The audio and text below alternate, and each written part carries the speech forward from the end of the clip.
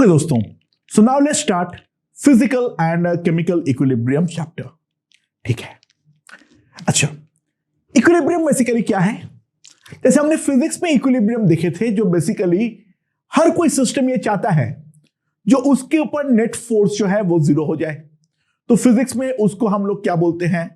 एक फोर्स वाला equilibrium process, right? तो एग्जैक्टली वैसे ही केमिस्ट्री में भी कुछ इक्विलिब्रियम होता है। वो फिजिक्स वाले इक्विलिब्रियम से थोड़ा सा डिफरेंट होता है, कुछ एस्पेक्ट में सेम भी है, वो भी हम डिस्कस करेंगे, राइट? तो कोई भी एक सब्सटेंस है, उसका सॉलिड, लिक्विड, गैस कोई भी फेज में वो डेफिनेटली हो सकता है, राइट? तो first of all let us discuss जो कोई भी चीज का दो डिफरेंट स्टेट के बीच में कैसे हमारा फिजिकल इक्विलिब्रियम सेटअप होता है। Let's see. एक सिंपल एग्जांपल ले लो। हमारे पास एक कंटेनर है, ये वाले कंटेनर के अंदर पानी भरा हुआ है, ठीक है? ये वाले कंटेनर के अंदर पानी भरा हुआ है। So this is H2O liquid. इसके ऊपर मैंने एक दूसरा बड़ा सा कंटेनर जो है उसको लीड बना के रख दिया। स्टार्टिंग में इसके अंदर बिल्कुल ड्राई एयर है, यानी कोई वाटर वेपर उसके अंदर नहीं है। अच्छा, नाउ गैसियस स्टेट में हम लोगों ने मैक्सवेल बोल्ट्जमैन डिस्ट्रीब्यूशन के रिगार्डिंग बात किए थे।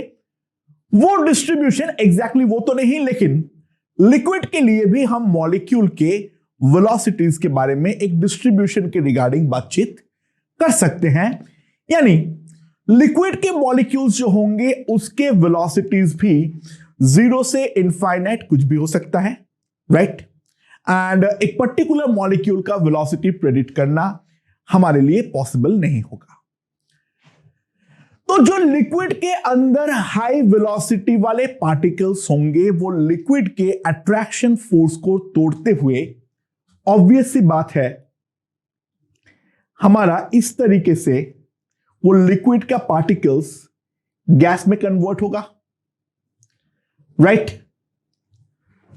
सो जो हमारा ड्राई एयर था धीरे धीरे उसके अंदर वाटर वेपर आना चालू करेगा, यानी हम बोलेंगे H2O liquid is getting converted to H2O gas।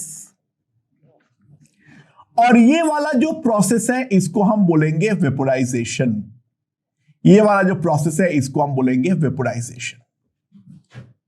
जैसे जैसे वेपोराइजेशन होगा वैसे वैसे हमारा ऊपर गैस का पार्टिकल्स बनते रहेंगे।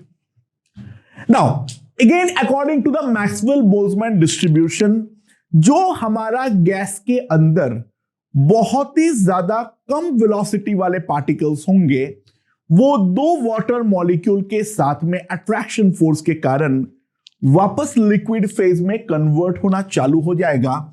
यानी कुछ पार्टिकल्स ऑफ गैस वापस हमारा कन्वर्ट होना चालू करेगा H2O लिक्विड में। और ये वाला प्रोसेस को मैं क्या कहूंगा? कंडेंसेशन। सो जैसे मैं ये लिड को बंद करूंगा तो तुरंत दो प्रोसेस चालू हो जाएगा। एक तो हमारा जो अंदर के लिक्विड है उसके अंदर के हाई वेलोसिटी वाले पार्टिकल्स लिक्विड के अंदर का अट्रैक्शन फोर्स को तोड़ते हुए हमारा गैसियस फेज में जाना चालू कर देगा। यह है हमारा पॉइंट नंबर 1। और जो ऊपर गैस बनता रहेगा उसके अंदर भी मॉलिक्यूल्स आपस में वेलोसिटी को रिडिस्ट्रीब्यूट करेगा। तो उसके अंदर के जो कम वेलोसिटी वाले पार्टिकल्स है वो कम वेलोसिटी वाले पार्टिकल्स वापस हमारा लिक्विड फेज में आना चालू कर देगा और इस तरीके से गैस हमारा वापस कन्वर्ट होगा लिक्विड पे, राइट? अच्छा, स्टार्टिंग में हमारे पास भर भर की लिक्विड पार्टिकल्स है, गैस पार्टिकल्स है ना के बराबर। तो इनिशियली अगर मैं एकदम इनिशियल लेवल पे बात करूं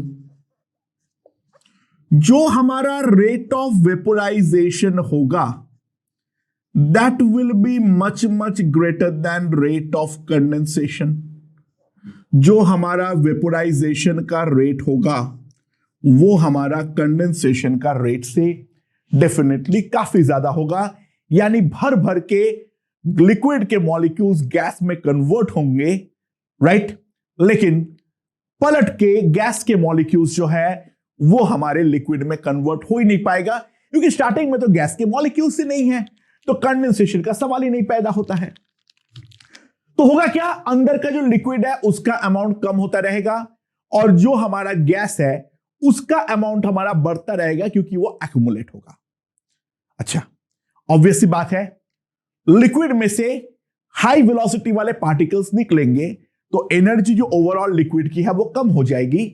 तो जो हाई वेलोसिटी वाले मॉलिक्यूल स्टार्टिंग में लिक्विड में थे, अब वो वाला अमाउंट डेफिनेटली रिड्यूस होता रहेगा। तो वो वाला अमाउंट अगर हमारा रिड्यूस होता रह रहा है तो हमारा जो रेट ऑफ वेपोराइजेशन है वो डेफिनेटली कम होता रहेगा। यानी मैं एक चीज बोल सकता हूं, as T increases rate of vaporisation will definitely decrease, but अंदर गैस का जो है अमाउंट बढ़ते जा रहा है, यानी वाटर वेपर का अमाउंट बढ़ता जा रहा है, यानी लिक्विड मॉलिक्यूल्स जो है उसका फॉर्मेशन अब आसान होता रहेगा होता रहेगा होता रहेगा। यानी रेट ऑफ कंडेंसेशन जो आएगा वो हमारा इंक्रीज होता रहेगा, राइट। यानी अगर मैं एक चीज देखूं, अगर मैं एक ग्राफ ड्रॉ करूं, यहां पर है हमारा रेट और यहां पर है मेरा टाइम, तो जो रेट ऑफ वेपोराइजेशन है स्टार्टिंग में एक हाई वैल्यू से करता हुआ कम होता रहेगा, और रेट ऑफ कंडेंसेशन एकदम स्टार्टिंग में तो था ही नहीं, तो ऑब्वियस सी बात है रेट ऑफ कंडेंसेशन जो है वो हमारा बढ़ता रहेगा, राइट। अभी भी रेट ऑफ वेपोराइजेशन ज्यादा ही है कंडेंसेशन से, तो और इफेक्टिवली कुछ पार्टिकल्स हमारा लिक्विड से गैस में जाएगा, लेकिन रेट ऑफ वेपोराइजेशन अब और कम होंगे और रेट ऑफ कंडेंसेशन अब और बढ़ेंगे।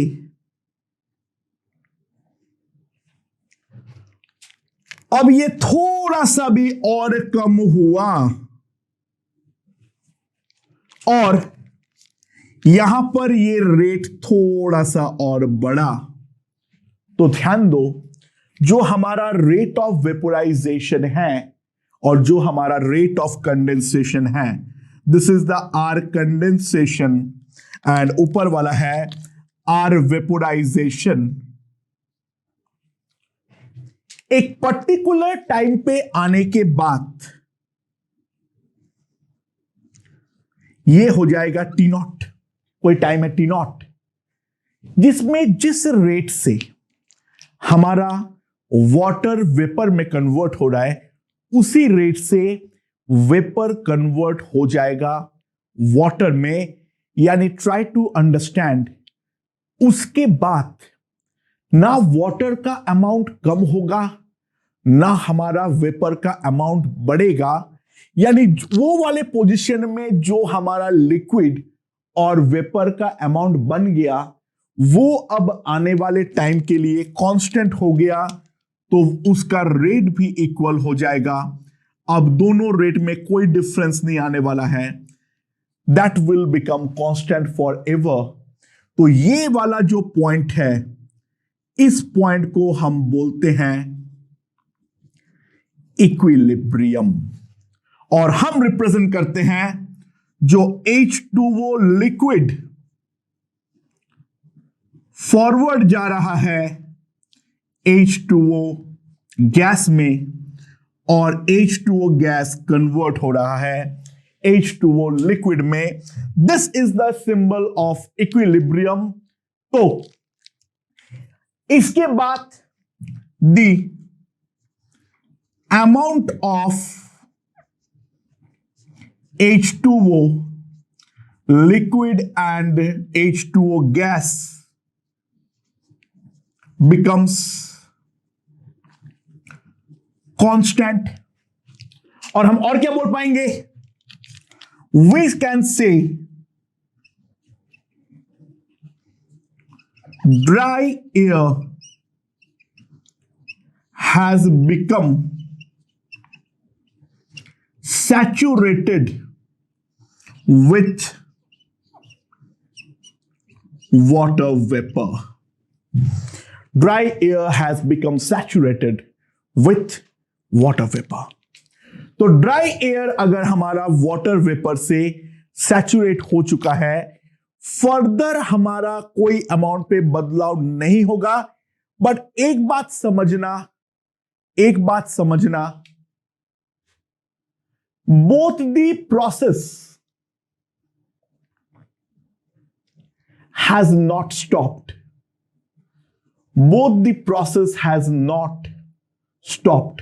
एक बार भी ये मत समझना जो हमारा वेपोराइजेशन और कंडेंसेशन जो है वो हमारा बंद हो चुका है. Forward and backward rates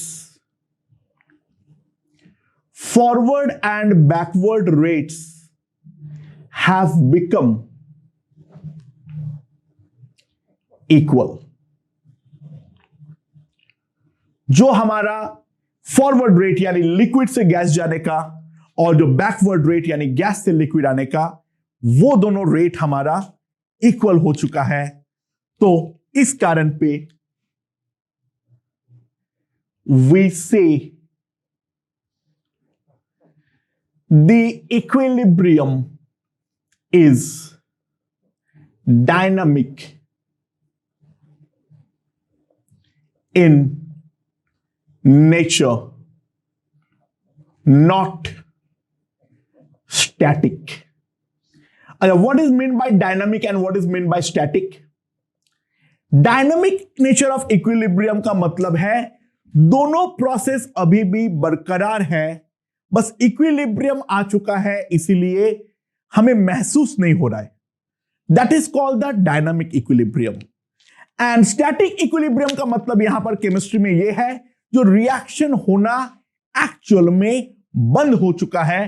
chemistry में जितने भी इक्विलिब्रियम है उनमें कहीं पर भी कोई स्टैटिक का कॉन्सेप्ट है ही नहीं.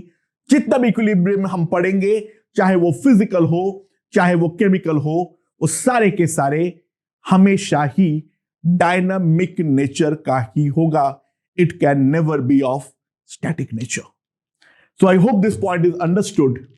सो हम लोग पहला फिजिकल इक्विलिब्रियम देखे हैं जहां पर हमारा वेपर और लिक्विड जो है वो उसके बीच में इक्विलिब्रियम सेटअप हुआ है. So this is called the vapour liquid equilibrium, and that gives us the concept of vapor pressure of liquid. अच्छा, गैसियस स्टेट में हम इसके बारे में बातचीत किए थे, वो चीज अब आई होप और ज्यादा क्लियर होगा, राइट? वो वाला कॉन्सेप्ट जो है वो अब यहां से और ज्यादा क्लियर होगा. जो गैस का जो कोई भी लिक्विड का जो वेपर प्रेशर है वो हमारा किस तरीके से डेवलप होता है. वहां पे हमने और एक टर्म भी डिफाइन किए थे, रिलेटिव ह्यूमिडिटी, राइट? सो वो सारे के सारे टर्म आई होप अब यहां से और ज्यादा अच्छे से समझ में आ गए होंगे, right? So this is the first nature of equilibrium, जहां पे वेपर और लिक्विड आपस में इक्विलिब्रियम बन चुका है. वाटर क्योंकि एक वोलेटाइल लिक्विड है तो ये वाला इक्विलिब्रियम हम कंसीडर करेंगे. On the other hand mercury है, तो mercury is a perfectly non volatile liquid. Mercury vapour room temperature में प्रैक्टिकली एग्जिस्ट करता ही नहीं है. तो प्रैक्टिकली अगर एग्जिस्ट करता ही नहीं है तो हम उसके इक्विलिब्रियम के बारे में बातचीत करेंगे ही नहीं. अच्छा, और एक इंपॉर्टेंट बात है, वो ये है there should be a closure above the liquid, otherwise equilibrium will never attain. Equilibrium कभी अटेन होगा ही नहीं. All liquid will eventually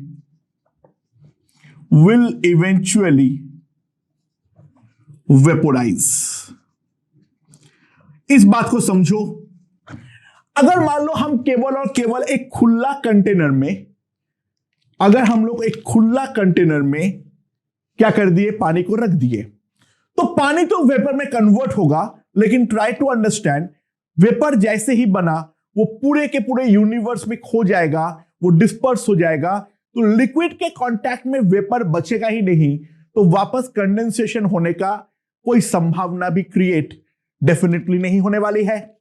सो अगर हम इस कंटेनर को खुला छोड़ दे, पानी वाले को ऊपर हम बंद ना करें, तो कंडेंसेशन प्रोसेस जो है वो उल्टा हमें देखने को मौका ही नहीं मिलेगा, क्योंकि हमने प्रोडक्ट जो है, ये प्रोसेस का जो प्रोडक्ट है, उसको सिस्टम के कांटेक्ट से मैं निरंतर बाहर की तरफ करते जा रहा हूं और बाहर करता जाऊंगा, तो ये वाला प्रोसेस हमारा कभी बन ही नहीं पाएगा.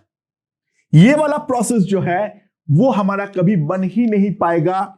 तो पूरा का पूरा लिक्विड जब तक वेपोराइज नहीं हो जाता है, तो पूरा का पूरा प्रोसेस हमारा चलता रहेगा. एंड हम ऐसे लिखेंगे इसको, H2O लिक्विड H2O वेपर में कन्वर्ट हो रहा है, and this will be an irreversible process. वो सारे प्रोसेस जहां पर उल्टे डायरेक्शन में आने का कोई तरीका ही नहीं है, तो वैसा प्रोसेस को हम बोलते हैं irreversible process. And irreversible process में एक बात ध्यान देना, equilibrium can never exist. Equilibrium can never exist. कपड़े सुखाने का जो मैकेनिज्म है वो वही है. अगर हम लोग बंद कमरे के अंदर कपड़े को रख देंगे, तो हम देखते हैं जो कपड़ा कभी पूरी तरीके से नहीं सूखता है.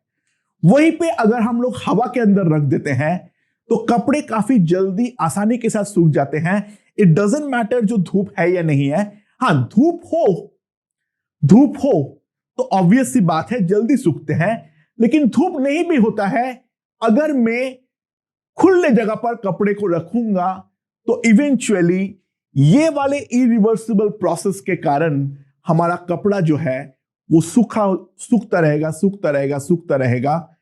एंड द रीजन इज, वापस कपड़े की तरफ पानी आने का कोई संभावना जो है वो हमारा क्रिएट नहीं होने वाली है.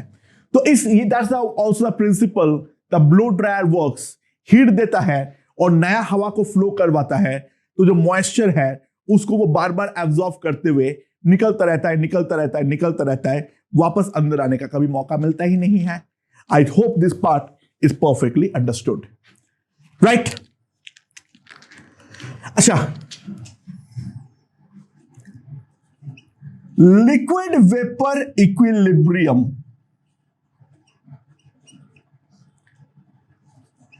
का एक्सटेंट डिपेंड करता है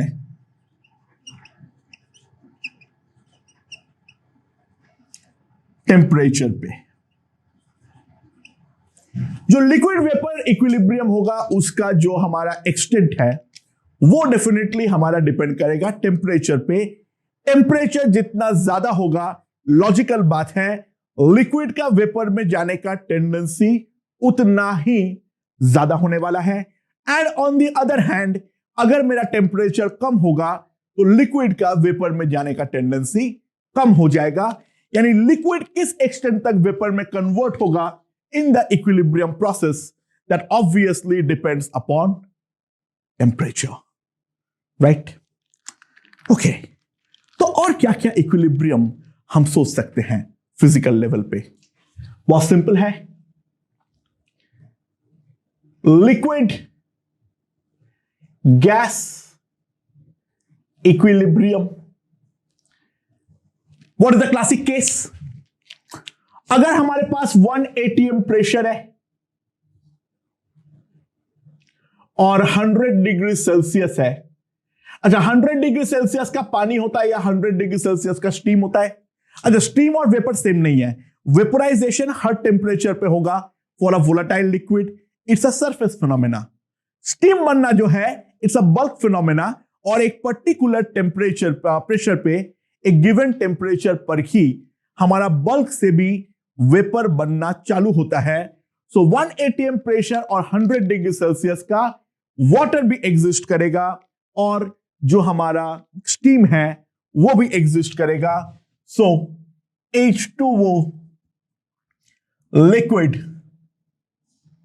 कहने पर तो दोनों गैस है, बट उसको हम बोलते हैं वाटर वेपर, क्योंकि वहां पर प्रोसेस था वेपोराइजेशन, और इस वाले को हम बोलेंगे स्टीम, क्योंकि यहां पर प्रोसेस जो है the process is boiling.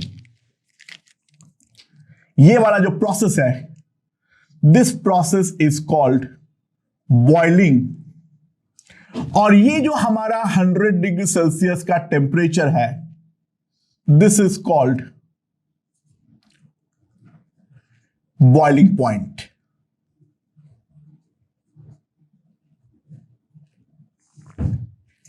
This is called boiling point, right? Now दूसरा क्या है? Solid liquid equilibrium. अच्छा, तो दोस्तों try to understand, 0 degree Celsius पे 1 atm प्रेशर में आइस होता है या वाटर होता है? जवाब दोनों होता है, right?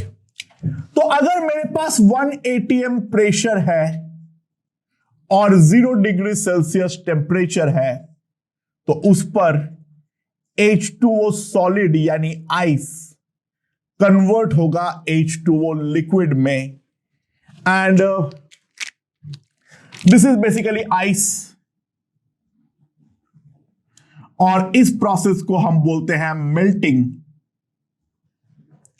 Now 0 degree Celsius is called the melting point. By melting point I want to say the standard melting point, बाकी अलग अलग प्रेशर पे अलग अलग मेल्टिंग पॉइंट होते हैं, राइट? 1 atm प्रेशर में जो मेल्टिंग पॉइंट होता है उसको हम कोई एक सब्सटेंस का क्या बोलते हैं? Standard melting point. सो अगर मान लो मैं 0 डिग्री सेल्सियस में वाटर को और आइस को साथ में रख दूं, तो आइस निरंतर वाटर में कन्वर्ट होगा, और उतना ही अमाउंट का वाटर मेरा साथ ही साथ आइस में कन्वर्ट होता रहेगा। हम उस प्रोसेस को रोक नहीं सकते हैं, और ऐसा नहीं है जो कि मेल्टिंग नहीं हो रही है या फिर वापस फ्रीजिंग नहीं हो रही है, प्रोसेस दोनों चलेगा, लेकिन हमें महसूस इसलिए नहीं हो पाएगा क्योंकि ultimately the net amount of both is not going to change. अच्छा, तो हमें कैसे मालूम पड़ेगा जो प्रोसेस चल रहा है? बहुत सिंपल तरीका है। देखो, अगर प्रोसेस चल नहीं रहा होता, अगर मेरे पास एक आइस क्यूब है, तो वो आइस क्यूब मैं अगर पानी पे रख दूंगा तो उसका शेप जिंदगी भर परफेक्टली क्यूबिकल होना चाहिए, लेकिन अगर मैं 0 डिग्री सेल्सियस को मेंटेन करते हुए दोनों को मैं साथ में रख दूं, तो उसके बाद अगर हम देखें, एक दिन बाद मान लो देखें, तो उसका जो क्यूबिकल शेप है उस पे हमें सब्सटेंशियल अमाउंट ऑफ डिस्टॉर्शन जो है वो नजर आना चालू होता है। रीजन क्या है? ऑब्वियस सी बात है, हमारा आइस कहां से मेल्ट होके पानी बनेगा, राइट? या पानी किस जगह पे वापस फ्रीज होके आइस बन जाएगा, वो प्रेडिक्ट करना पॉसिबल नहीं है। तो कोई एक जगह से आइस पानी में कन्वर्ट हो गया, तो उस जगह पे खड्डा क्रिएट हो गया, और दूसरे एक जगह पे पानी जाके बर्फ में कन्वर्ट हो गया तो वहां पे एक हल्का सा बल्ज आ जाएगा।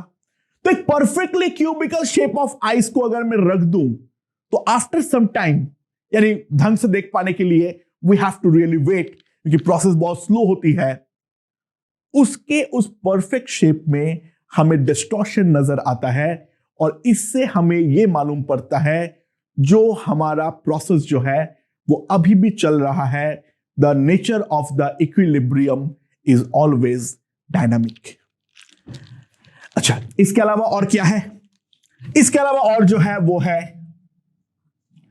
Solid gas equilibrium.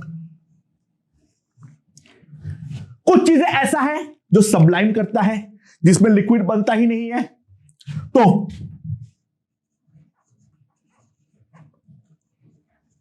इसको हम क्या बोलते हैं? Sublimation, right?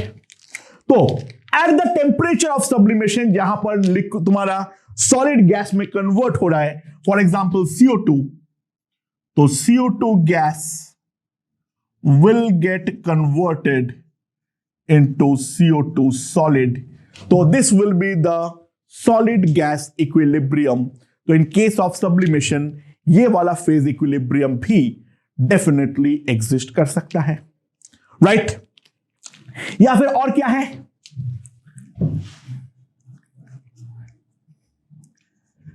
precipitate solution equilibrium.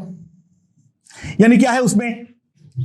अगर मान लो मैं लेड नाइट्रेट डालता हूं, ठीक है, या फिर lead chloride is very very insoluble in water. तो एक पानी का कोई कंटेनर है, राइट? This is water. उसके अंदर में डाल देता हूं PbCl2 सॉलिड, तो वो PbCl2 बहुत ज्यादा थोड़े थोड़े अमाउंट से वाटर पे जाना चालू हो जाता है, right? And PbCl2 solid ultimately will be in equilibrium with PbCl2 aqueous। इसके अलावा और क्या है? allotropic equilibrium,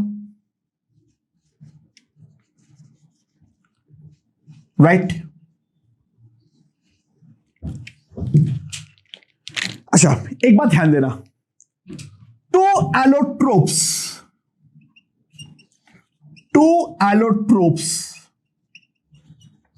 of same material